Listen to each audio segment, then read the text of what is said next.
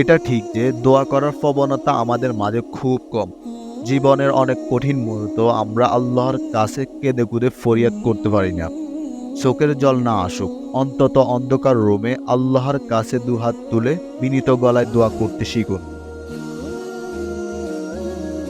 ভাবছেন কিভাবে আল্লাহর কাছে চাইবেন, দোয়া করবেন? আজ থেকে জীবনের ছোট ছোট ভুল, অর্জন, সুখ দুঃখ, অভিযোগ, সবকিছুই আল্লাহর কাছে বলতে শুরু করুন। ধরেন দোকানে গেলেন এবং দোকানদার আপনার সাথে কর্কশ ভাষায় কথা বলেছে। দোকান থেকে ফিরতে ফিরতে বলুন, ইয়া আল্লাহ, দোকানদার আমার সাথে কর্কশ ভাষায় কথা বলেছে। আমি তার সাথে খারাপ আচরণ করিনি, ধৈর্য ধারণ করেছি। আপনি কি এর প্রতিদান আমায় দিবেন না? অবশ্যই দিবেন। আপনি তো কোনো ভালো কাজেরই বিনিময় রাখেন না। আমি আপনার কাছে উত্তম বিনিময়ের আশায় ধৈর্য ধারণ করে থাকলাম।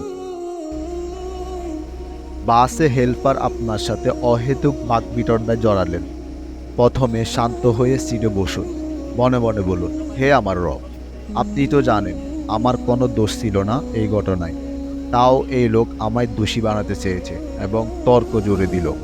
আমি জানি আমি সঠিক ছিলাম, তাও আমি তার সাথে তর্কে জড়াইনি। এটা ভেবে যে আমাদের নবী হযরত মুহাম্মদ সাল্লাল্লাহু আলাইহি সাল্লাম বলেছেন, সঠিক হওয়ার পরও যে ব্যক্তি তর্ক না করে চুপ থাকে, জান্নাতে আল্লাহ তাআলা তার জন্য একটি ঘর তৈরি করে দিবেন। আমি আপনার কাছে একটি ঘর প্রাপ্তির আশায় তর্ক থেকে নিজেকে গুটিয়ে নিয়েছি। সুস্বাদু কোনো খাবার খেয়ে সাথে সাথে বলুন, মালিক অনেক শুকরিয়া এমন উত্তম খাবারের জন্য।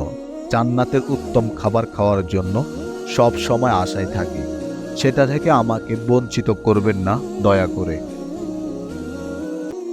এইভাবে ছোট ছোট ব্যাপারগুলোতে আল্লাহর সাথে কথা বলতে শিখুন। দেখবেন এই অভ্যাস বড় বড় ব্যাপারগুলোতেও আপনাকে তার কাছে টেনে নিবে। আল্লাহ তাআলা আমাদের সকলকে তার সকল সিদ্ধান্তের উপর সন্তুষ্ট হওয়ার তৌফিক দান করুক। আমিন।